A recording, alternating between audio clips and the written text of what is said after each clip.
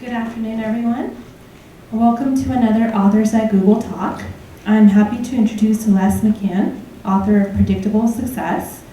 Les McKeown has launched and managed over 40 businesses and is the co-founder of an incubation company that has helped hundreds of entrepreneurs launch businesses, employing thousands worldwide. This book hit the market with a splash and is said to be an incredibly useful blueprint for any leader who is looking for sustainable growth. As per our tradition, we will have book signing and a 15-minute Q&A at the end. I'm just waiting for book signing to set up. So with that said, let's welcome Les.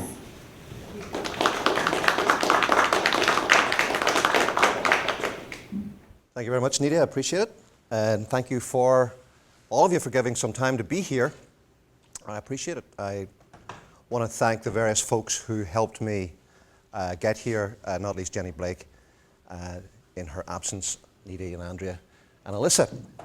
I actually lived for a number of years, from 1997 to about 2006, in Marin.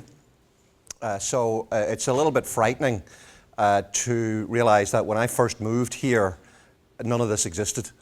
And now, well, it all exists. It's pretty bewildering. I don't come from these parts, as you might gather from my accent. I'm from Texas. I'm from Belfast in Ireland. Belfast is the part of Ireland that you come from. You go to Dublin, right? And you come from Belfast, and I've come from Belfast. But I moved out in 1997, like I said, and my accent has decided not to relocate.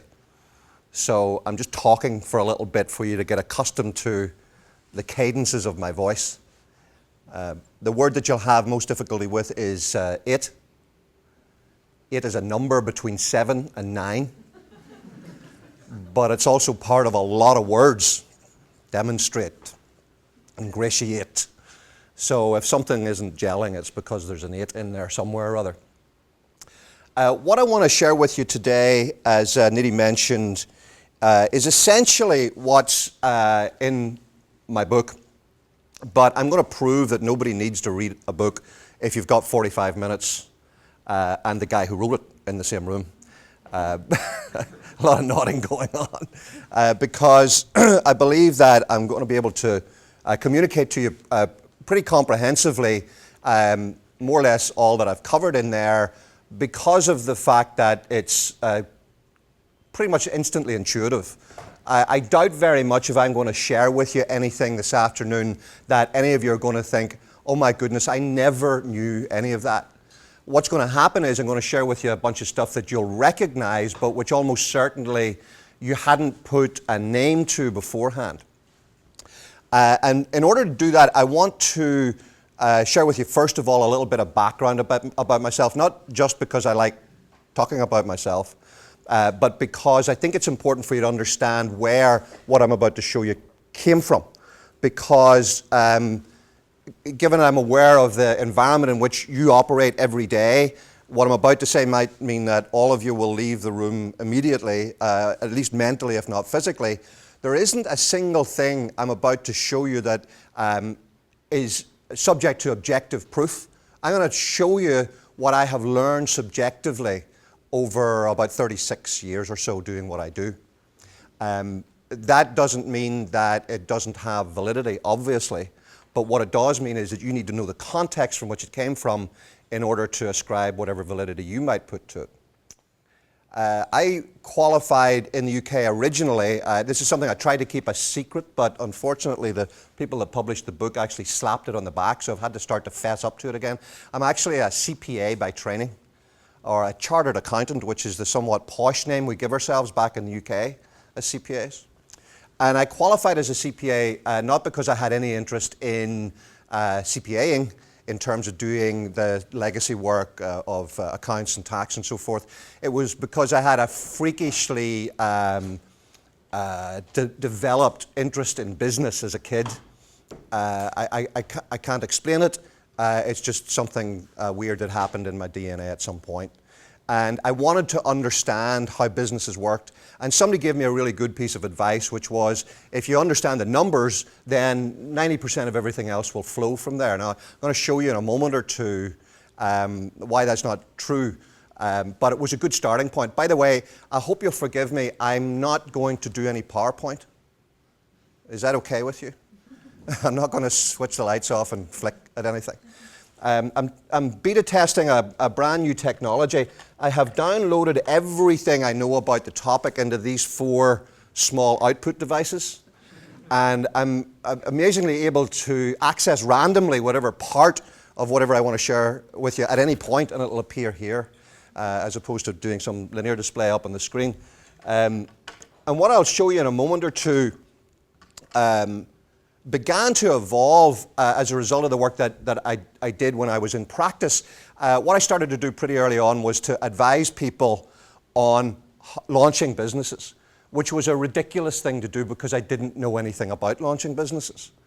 But I happened to be working in Northern Ireland at a time when there was a very strong interest in launching indigenous local businesses, largely because there was such a high unemployment rate. There were very few other options for people. And I was fascinated by this. So a number of people were brave enough, dumb enough, something enough to allow me to take my financial understanding and try to help them build a business that would succeed. Now, of course, you'd be pretty quickly able to work out what, as an accountant, I was trained to understand was the most important thing in a business. What do you reckon that might be? Money, cash, profit, the numbers, the green, the dollar, all that sort of stuff. Let's call it the finance. If the finance was right, everything else would follow. And so I worked very, very hard at trying to help people understand that if we could get their cash flow right, their balance sheet right, their P&L account right, everything else would follow. And that worked pretty well. I got to be very good at what I do. I got first place in the accounting exams that I took. And to this day, just looking around the room, there might not be enough of you who are old enough to remember this, but you may recall a couple of years ago, these printed books came out. I think they were sort of laser printed with dots. And if you twisted them a certain way in a strange light and did weird things with your eyes, like a dolphin would leap out at you, or a building would appear, these sort of 3D representations. Well, that's sort of what happens when I look at a set of financial statements. I can see the business. It becomes a three-dimensional thing. And that comes out of all of that work that I did helping launch businesses. Now, to fast forward real quick, by the time I was 35, I had on my own account or with other people launched 42 businesses.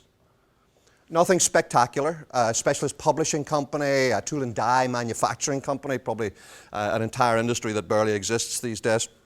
Excuse me. I bought and operated the master license for Pizza Hut in Ireland, which was great fun, trying to sell flat Italian bread to Irish people.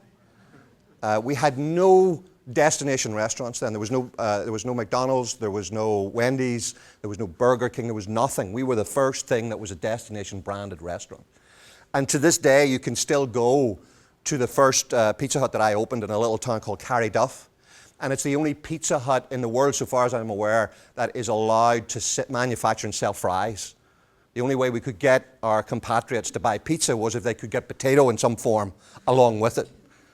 And in fact, many people at the start, when we tried to explain the concept of choosing toppings, wanted to know if chips, as we call it, was one of the toppings. So I had a lot of fun with that.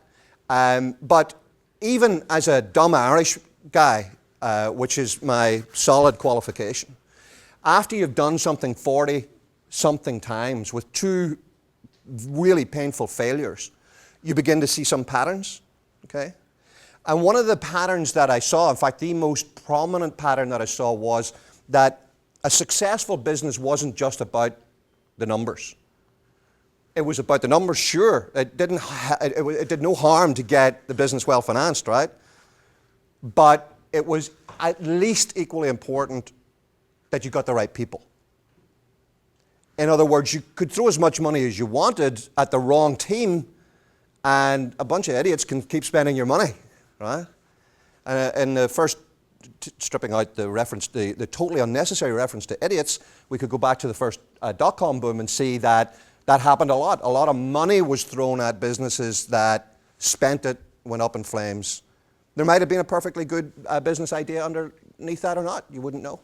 On the other hand, really good groups of people, I discovered, could launch highly successful businesses with very little money. We call it bootstrapping these days. But ideally, you'd want them both to be the same. You'd want good finance, good team. That seemed to me to be the best combination. So at that time, when I was about 36, 37, the UK government, which was then much more interventionist in business, came along and asked me and one other guy if we would start teaching other people how to launch businesses. It's essentially what, if you know of them at all, organizations like Techstar or Y Combinator are doing, except we didn't have a tech-only focused. We were focused on anything that would launch a reasonable business. And the reason was simple. The UK at that point was a branch economy of the US, by and large, and South Korea. We had GM, Ford, Hyundai, Daewoo, LG, Lucky Gold Star, all big employers in those days. But if Ford took a cold, they'd shut down a plant in Liverpool and 20,000 people would be out of work. So what the UK government did was ask myself and this one other guy who was also a serial entrepreneur, would we help other people launch businesses? Fast forward another 10 years, we have 120 people in a consulting group worldwide. We've launched about 3,000 businesses off the runway. We're doing this in 13 offices around the world. And we're just watching these businesses take off like fighter planes off whatever that ship thing is. I'm trying to imagine with this gesture by my hand, what's the name of the ship that has fighter planes on it? Aircraft carrier, that's it. Okay, tortured metaphors, not good. So here's the weird thing. About 2 to 3 years into this phase, this incubation phase where we're helping people launch businesses, what do you think might start to happen to some of those businesses? Some of them started to tank, correct. And this was not a pleasant experience for us, and certainly wasn't a pleasant experience for them. In fact, our remuneration, the way we got paid, was largely focused on job creation numbers. That's the reason why the government agencies were paying us to help start these private businesses. And every time one of them closed, that was a net job loss. And they were trying to do a thing that I had to struggle very hard to get my head around. They were trying to do a thing called taking money back, which is not an idea that an Irish person really carries around much in their head. You know, every pound is a prisoner back there. But we started to get clawbacks on what we were being paid. It was also, both intellectually and professionally, incredibly disheartening, because we were working on this twin track of having well-financed businesses with really good teams. We were doing a lot of hard work to put good quality teams together. And so I got personally obsessed with trying to understand why these businesses 2 to 3 years down the line, despite fitting our template, were still failing. And this was setting aside those businesses that had a perfectly understandable reason to fail, like the market got away from them, or technology changed immediately, or they hit an economic headwind or whatever.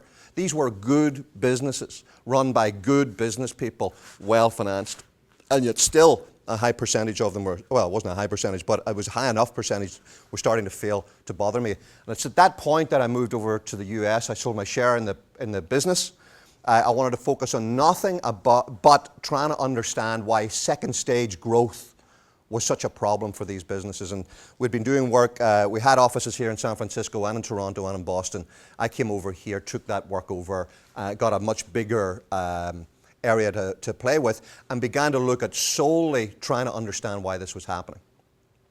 And pretty much, well, not right away, but 6 to 9 months into trying to work at this, it became obvious to me intuitively that there could only be one other variable. If we had the money right and we had good teams, the only thing that could have changed was the structure, the environment within which those teams were operating and within which the funding was operating to. That something must be shifting within the structure of the business. It also seemed to me likely that although I was looking at this because I'd bumped my nose against this one specific point of change. Call it second stage growth, whatever you want. It seemed to me highly likely there were other flex points or pivot points, call it what you want. And I devoted really all of the time from 97 through to about 2003 trying to get a handle on what they were. I had this huge database of all the businesses that I'd worked with before and helped launch, and I had a lot of people out here who helped me at their time and expense and energy work at this, and also a lot of good people who had done a lot of research and work on it beforehand. Anyway, here's what I discovered over time. Now, what I'm going to show you, I'm going to talk about it and explain it in the context of business and in the context of an organization overall. But what I discovered going through is what I'm about to show you applies to any group of 2 or more people who are trying to achieve common goals.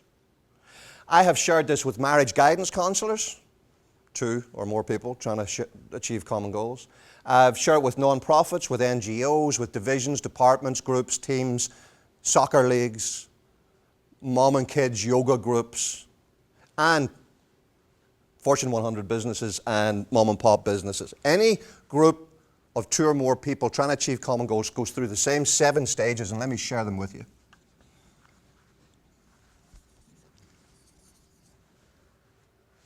Let me give this a slightly nicer rounded thing. What happens with all businesses is that they go through 7 stages, 4 of which, indicated by these wiggly lines, are clearly points of difficulty, and 3 of which, indicated by these rather straighter lines, are theoretically more smooth running. In fact, one of the less difficult areas is a trap, but we'll see why that is in just a moment or two.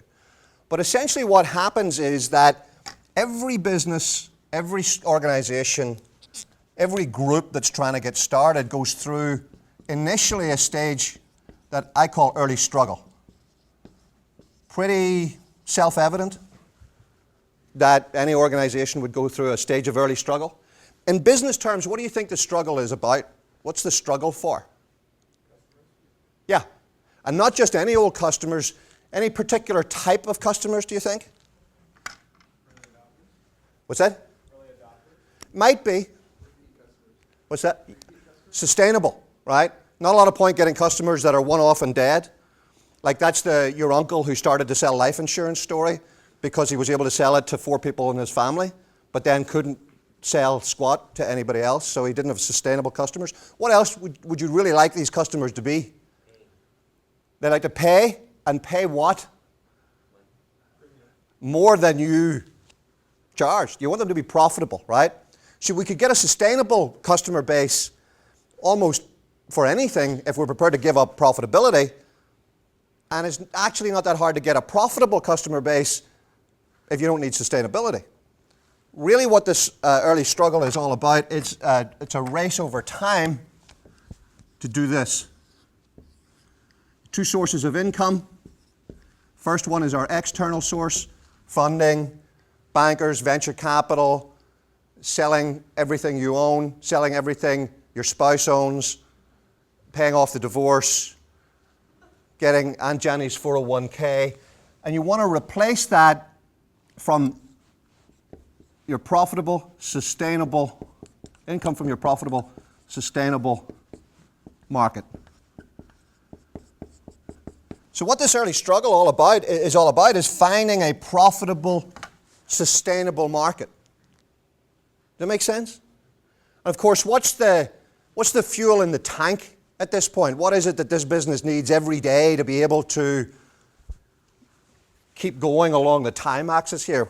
What does this business need? What's its fuel? It's cash, right? This is all about, do we have enough cash to get through tomorrow and next week and the week after till we find this profitable, sustainable market? Now, just as a little aside, what do you think overfunding might do to this race to find our profitable, sustainable market? You get a funky little startup, gets a whole bunch, somebody gets really excited about it and throws a few million at it, and it only needs 40,000. What do you think it might do to the absolute need to find that market, will it heighten it or dull it? Sure. We didn't get any closer to finding a profitable, sustainable market today, but we got new Aeron chairs. Yay! We built a new conference room. Yay! One of the things that happens here is that most organizations, as a matter of interest, by the way, you want to take a stab at the percentage of businesses that get through early struggle? What do you reckon? It's about 1 in 5, about 20%. The IRS and other record keepers will tell you that about 2/3 of all businesses fail in the first 3 to 5 years. But from my ex-CPA days, what I can tell you is that a huge number of businesses never even file with the IRS. They never put anything in paper. They come up and disappear before that even happens.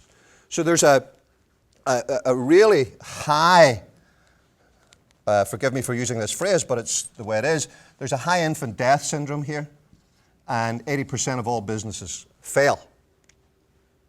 And those that succeed do so largely because they keep their eye on the prize. Yes, sir? Do you mind if we interrupt you? Not at all. So when you say they fail, is it because they ran out of cash or they couldn't find sustainable customers? Like what point do you determine a failure? They just don't get to this point here. They never get the crossover.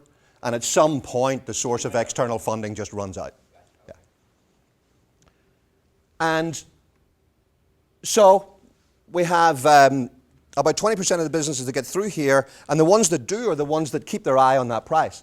I do a dumb thing with the businesses that I work with where I ask them to actually get a klaxon or a horn or a bell or something and ring it every time something happened that gets them closer to knowing what their profitable, sustainable market is. And it's dumb, but it works. It keeps their eyes focused on that. Now, for those businesses that get through this early struggle stage, what I discovered is that they hit this first stage of high growth. I've given this a really technical term, but you bear with me. I call this fun, because that's what it is, the fun stage. Why do you think it might be fun to be working for a business that's made it through early struggle and has survived, has found its profitable, sustainable market? Why do you think that might be fun? Feels like the bad times are over. Yeah, because it's not early struggle, right? This is like not banging your head on the wall anymore. Oh, we stopped doing that, that's nice. It's great fun because it's not like this. At this point here, you've got this thing in the back of your neck every day. Can I meet the payroll at the end of the month? Can I meet our supplier expenses? Are they going to pay us in time to pay that? Can I juggle this with that? And then someday somebody walks in and says, hey, you know what, we can meet payroll tomorrow. I say, no, you made a mistake. Go check. There's something wrong with a bank figure. That can't be right. No, we meet payroll. And then the next month you meet payroll again. You're bewildered. 3-4 months later, you can actually start to take something for yourself. Before you know it, hey, we've got this profitable, sustainable market. We've made it. We get through early struggle. We're into fun. To hugely generalize, this is sort of 3 to 5 years, but that's a massive generalization. Now, what happens in fun is that the business grows really fast. Can you think of any obvious reasons why this small business might be able to post double-digit growth for a number of years? Starting from 0.001% of the market share. All we've done is discover the sustainable market. Now we're mining it. And so we can get double-digit, sometimes triple-digit growth for a period at a time. And also, everybody's so enthusiastic, everybody's so pumped up, everybody's so excited, everybody's so full of belief that, you work for fun and you're walking down one side of the street and somebody who knows you is dumb enough to wave at you from the other side of the street. You'll walk over and they'll end up buying whatever you're selling because you're enthusiastic and you're excited and the team is really focused and we feel like there's a lot we can do and we don't have a lot of market share to start with, so we can grow really fast. And this is when the myths and legends of the business gets built. This is when we're snatching victory out of the jaws of defeat on like a weekly basis. This is where a customer asks for X and we deliver 2X. Now, we might deliver it 2 minutes before it was due, but we get it done. Customer orders 500 widgets in blue on Friday for delivery Monday. We get an email at the weekend, say, sorry, I made a mistake, we want it in pink. What do? Everybody gets on their hands and knees and repaints these widgets pink, and we get them out there just about on time. But we're excited. We have another story to tell, and we go have a beer bust. It's fun. Make sense?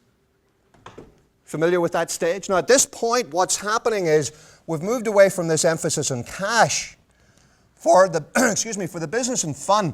What it's all about for most businesses is just sell, sell, sell. It's actually about whatever the core thing is the business does. So this is if this is a new hospital, it's about heal, heal, heal. It might be about code, code, code.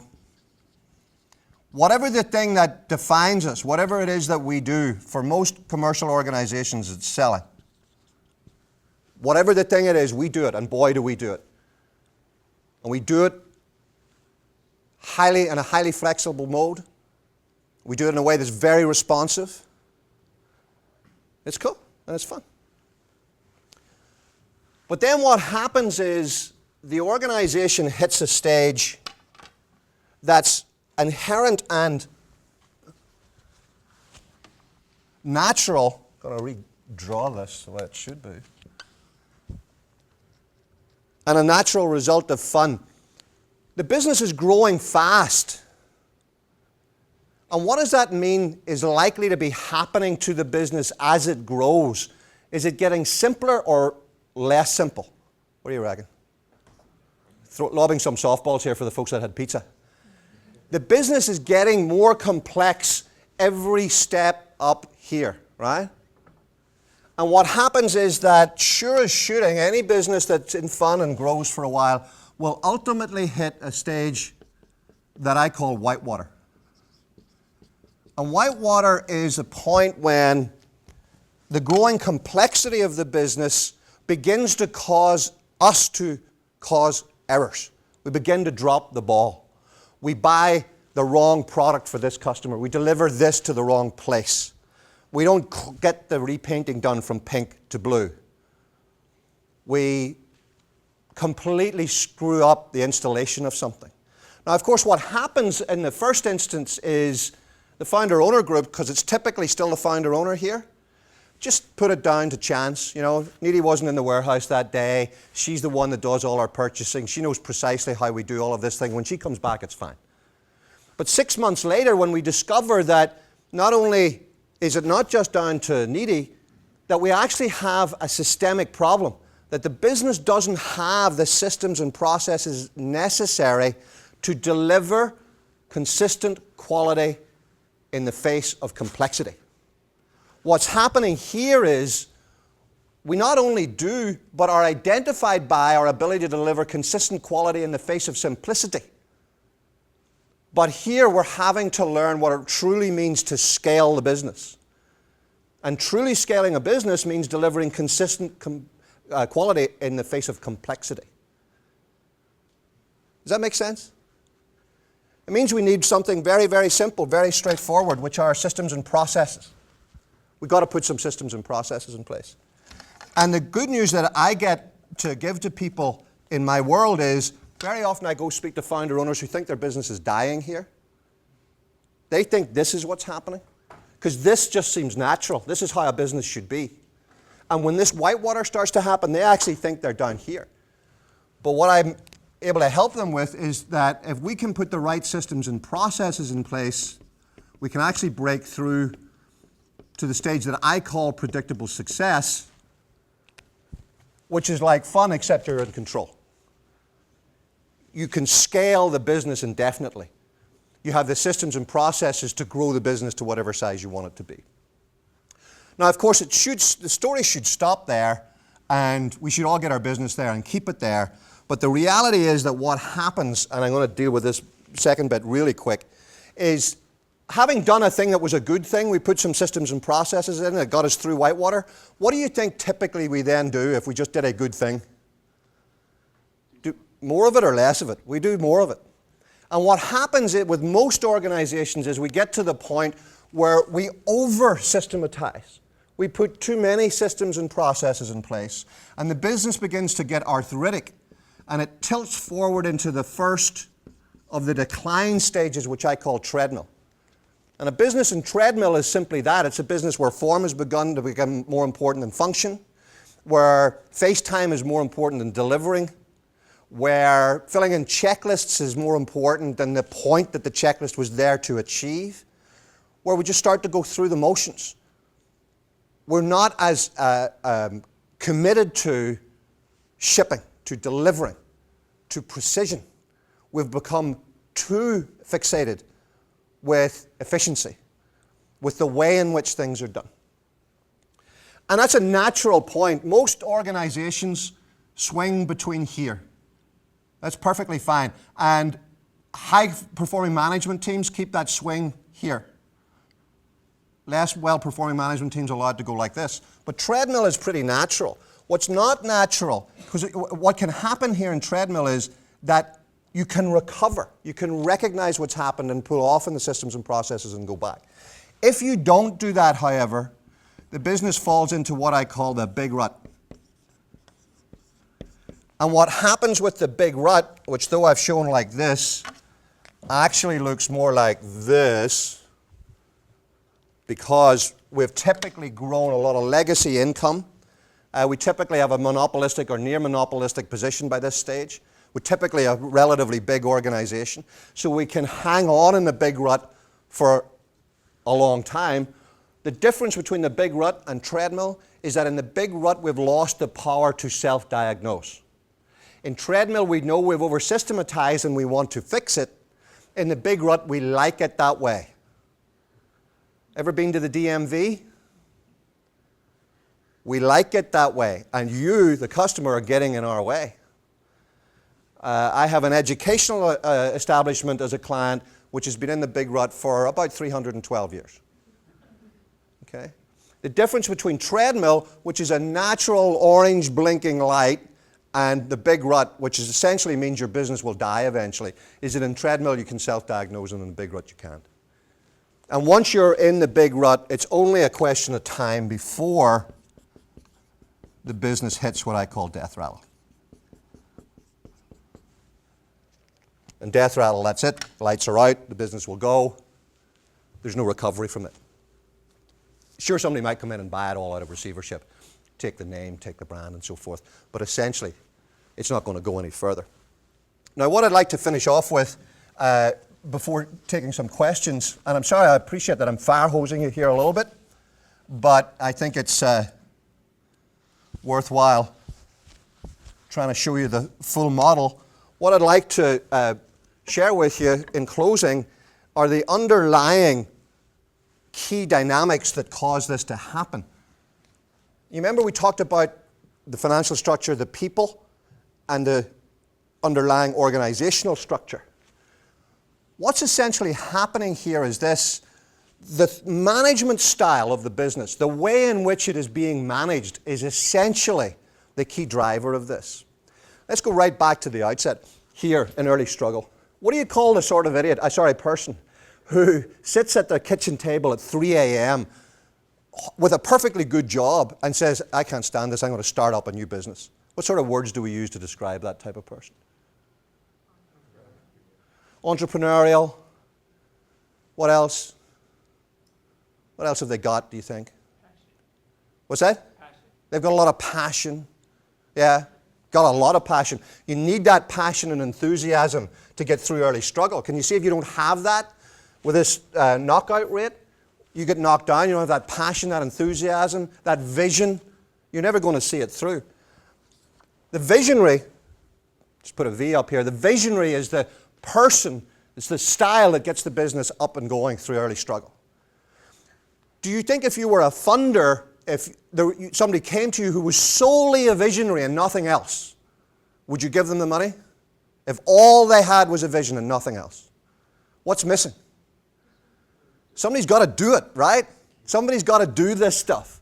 So typically what happens here is that the visionary gets the business idea, gets the notion, the concept, but it's a V and an O, an operator, the person that makes the railroads run on time. There's a V and an O. It's a classic mom and pop, but it's also any startup model. A V and an O will get the business up and going. And it's that V and O that push the business through fun. The vision gets the idea, visionary gets the ideas, the operator's out there making it happen. They're very symbiotic. Can you see they work off each other? Visionary's very long-term focused, the operator's short-term focused. Visionary's thinking things up, the operator's out there getting it done. Operator is releasing endorphins by getting stuff done. What use would an operator be without a visionary? If somebody came to you who was just an operator, really good at getting things done but had no vision, would you fund them? This is a perfect funding team. Now, sometimes it's two people. Sometimes it's one person who's slightly schizophrenic. Sometimes it's 12 people and they share the various roles. Jeff Bezos, Amazon, big V, tells a great story about himself with his, I think the guy went on to become the chief financial officer for a while, but was essentially, in my terms, his O. And Jeff Bezos tells a story about them on their knees in the early days in his garage, literally packing books, which is fascinating when you see those big pictures of the Amazon warehouses now. And Bezos, the V, says to his O, "What do you think about this?" And the O says, "To be honest, we can't keep going like this." And Jeff says, "No, you're right. We need knee pads." No, Jeff, we need people, tables, chairs, systems, process.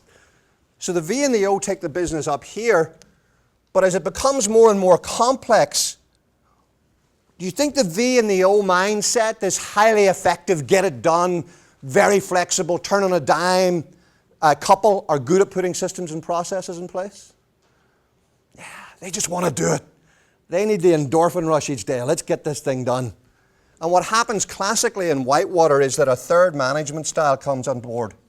Either gets emphasized, or somebody gets hired in, or it gets accentuated, and that's the processor management style. The V and the O realize intellectually that we need to start bringing some systems and processes to bear. We really can't get through here unless and until we've got some systems and processes in place, but we don't want to do it. So we'll bring other people in, or we'll ask them and we'll heighten them. We'll give them a role. We'll tell them to do it. Sounds perfect, right? The problem is this is a highly unstable triad. See, the O by this stage here, up in fun, when all is late fun, when this is starting to happen, what do you think the O spending all, who's fixing all of these mistakes that are beginning to happen? Is it the V or the O? That's the O, of course it is. V's having too many more bright ideas. So the O has become a firefighter. The O is firefighting. The problem is, here's the arsonist. Right? A lot of the firefighting is happening because V's like to walk around with a book of matches. Let's open an office in Mongolia. Let's invent time travel. And the O is the one that's having to pull all of this together and fix stuff. So originally, the O thinks when systems and processes get elevated, when a P is brought in, the O thinks, oh, thank goodness. This is going to calm everything down. But who does the V think the systems and processes are for? Let me ask it another way. Who do they not think it's for? Everybody but themselves. Because why do people start businesses? Because they want autonomy above all else. That's the number one reason people start businesses, is why visionaries start businesses, they want autonomy. And of course, everything the P does is like this to the V. The V and the P in a worse situation can be like oil and water. We don't have time to go into it, but it's a highly unstable arrangement. So what I've seen, and I'll close with this in order to take your questions. What I've seen in organizations happen a lot is that often this move into Whitewater happens. There's an intellectual assent on behalf of the V and the O team that really brought the business to here. Remember, highly effective, highly flexible, highly fluid, love to do new things. They've got a lot of sweat equity together. They've known each other for a long time. The P element comes into the business, and then everything starts to slow down because we're starting to put systems and processes in place. And often what happens is ultimately the V and the O feel that things have even actually got worse. This isn't fixing the thing. We want to go back to the way it was. Let's go back to, we start to talk about back in the day. We might even start to talk about them and us. You know, I am of V, I am of P. And what happens is that Well, let me ask you, if you think there's a fight between these three, who gets ostracized first? P. No sweat equity, no history. And looks like they've caused the problem to get worse. And what I've seen many, many times is that organizations actually go in and out of fun and whitewater 3, 4, 5 times. They try this, the P doesn't work out, you go back down to fun, grow again, back into whitewater and back and forward. And what I've seen happen in those organizations that get to predictable success is that although they wouldn't use this terminology, these 3 management styles, which are highly visceral management styles, get added to, get complemented by a learned management style. It's a style I call a synergist. It's not a great word, but it's the best one I can think of. And essentially what a synergist management style is a realization that we have to have systems and processes for the long term, but they've got to work with the people in our organization and with our culture. It's the synergist mindset that translates for these people, that smooths the way, that enables them to talk to each other. And it's that synergist mindset that up here, when we get all 4 of these working together, that the organization can stay in predictable success. And it's when one of those begins to feel under pressure and leaves or gets pushed down that the organization comes unbalanced and will either fall backwards into whitewater or forward into treadmill. I promised I'd stop at the 45-minute level and take some questions, and I'm going to do that. But I hope that's been helpful to you and that it's been useful. Thanks. Questions? I have a couple of questions. First of all, my accent's one of the other accents in Ireland. I'm sorry, I don't understand a word you're saying. Could you say that again? So, a couple of items. There's currently in Northern Ireland, that you might be familiar with, a telehealth monitoring system. And medicine is an area where there's a lot of process, and necessarily so, a lot of legal liability, etc. So you have services organisations moving into that market, supplying services to government and all the other heaps of players in that market. How does this theory apply to that kind of area? Because a lot of the process that's been put in place is actually required, and it's very, very, very strict, and it's using a lot of services people that wouldn't necessarily be able to scale up and change the business. Yeah, a lot of health and education is right here. It's either in the big rut or it's teetering towards it, certainly in treadmill. And irrespective of the industry, there are cultural problems that happen. Of course, what then happens is people come up with really bright ideas to change the face of a wide industry. But what they're doing is they're starting here and they're trying to contract with an organization there. Now, so long as the organization there keeps throwing lots of money over here, that'll smooth the thing out. But ultimately what happens is this doesn't take because they don't speak the same vocabulary, the relationship breaks, the money flow stops, and these people get... happens all the time. Working within across a span that wide is really tough. It's not, you can see it, organizations working from here to here, but from here to here is really, really hard. There's a lot of there's a whole industry of, I wouldn't say bottom feeding firms, but that's essentially what they do. Organizations are quite happy to stay small and be flexible in there and just keep picking up little contracts and make a lot of money. There's not a lot of medium or long-term satisfaction in that because you're not really changing anything. Any other questions, folks? Any comments or observations? Here, it's like companies like Apple, for example, they keep coming up with new products, right? So they're redefining something. There's the cases of lots of these superimposed, like for example, you might have an iPod curve and then talk about the iPhone curve. So the iPod curve is kind of going down into the run of the iPhone. It's a really good question. What I see happen a lot is that organizations get up to here. When they start to hit treadmill and become over-processed, it's the V who's the first one to dislike that. And what they'll often do is either they'll just say, screw it, this isn't what I signed up for, and they'll leave and go back to do something else. Or they'll say, screw it, I don't like the way this organization is, and they'll just take the business right back to here, try to return to fun. One of the things that I think's happened real well in Apple, and I can't prove this, but I think we'll get the proof over the next couple of years, is that the way to really lock in an organization to predictable success is by institutionalizing the V function and depersonalizing it, taking it away from being the sole, being it solely personified by one or more people. Now, I think Steve Jobs has done a very good job of, in PR terms, putting himself out there as highly, obviously, the big V in Apple. But I think what we'll discover is that in there are a lot of Vs right through the org chart.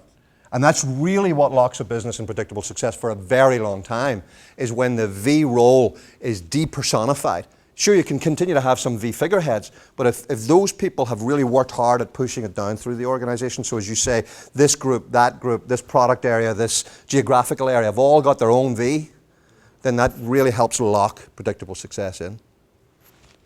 You mentioned Y Combinator and a bunch of other these kind of incubators, and I was wondering what you think that says about kind of early struggle and kind of what works and what doesn't in that phase, seeing that seems to be the most critical of all of this. I think, first of all, that Y Combinator, Techstars, all those things are doing a great, great job. I think anything that helps reduce this figure is super.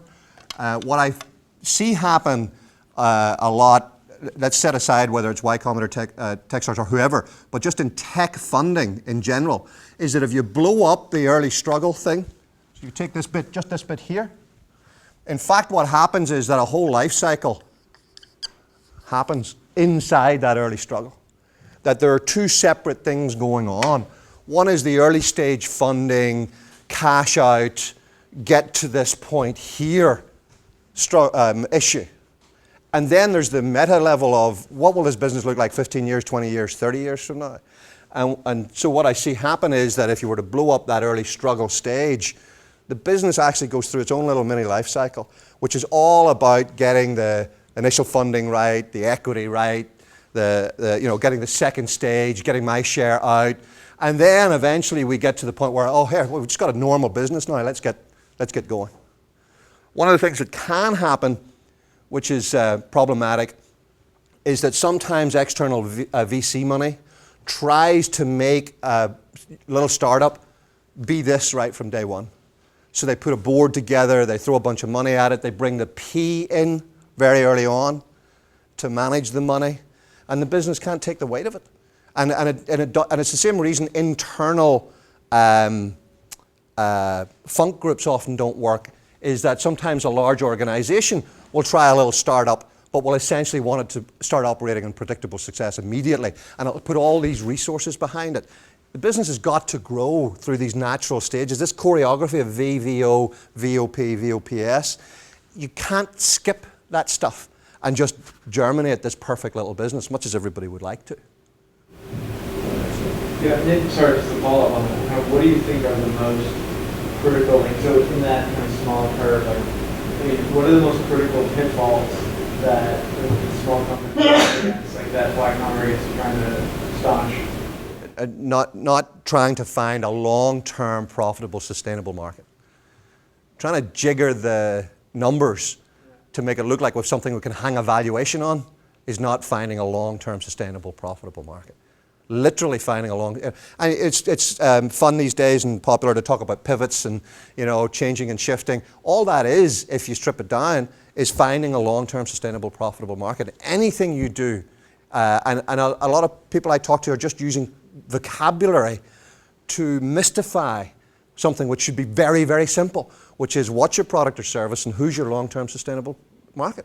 And if you can't answer that, you've got to go out and answer that. And no amount of, no prospectus that will get you another round of funding is going to change the underlying dynamic. It may give you more time, but you still got to find your long-term sustainable, profitable market. When a company's in that treadmill stage, what are some of the tactics that you've seen be A, successful, and B, be a waste of time? To try to get back into the white water and predictable success area. In treadmill, there are four key touch points. First is you've got to look really hard at your hiring, because in treadmill, hiring becomes an amplifier. Essentially what's happening in treadmill is that the P mindset is running first and foremost. And so we start to hire people who have got a P preponderance, who will conform with systems and processes. We hire people who are going to deliver compliance as opposed to delivering creativity. So you've got to look at your hiring and make sure, because hiring is really the water coming into the lake, right? It's the only thing that's going to refresh what's there. Secondly, the way in which you conduct performance assessment. Typically in treadmill, performance assessments begin to become risk and consequence focused. What did you not do? What did you fail on? And what are the consequences of that? As opposed to being focused on what did you do really well, what did you succeed at, and how can we bottle that in the organization? How can we push that out to wider parts of the business? And the two other things are the training function. Classically in treadmill, training has again begun to move towards a compliance base. It's begun to become a way in which you ensure that all the boxes are ticked and we're covered, our people have got, been touched on all these points and they know what they should know. And to turn the training function into something that encourages creativity. All the good stuff that you're doing. That's 3. Mentoring and coaching. One of the key things in treadmill is you've got to give people an opportunity to do things wrong. It's like a golfer whose swing's gone bad. There's no point trying to get him to fix it on the back 9 on Sunday. You've got to get him off to the range and let him hit 100 balls and keep trying stuff until they get the groove back. And mentoring and coaching that takes people offline and lets them make mistakes is very, very important.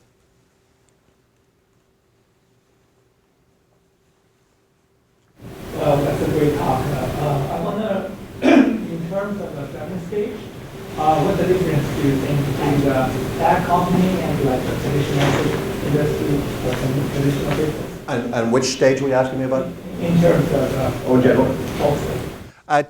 Tech companies tend to shorten the left side here and lengthen the right side, if they get to the right side. And it's all about money.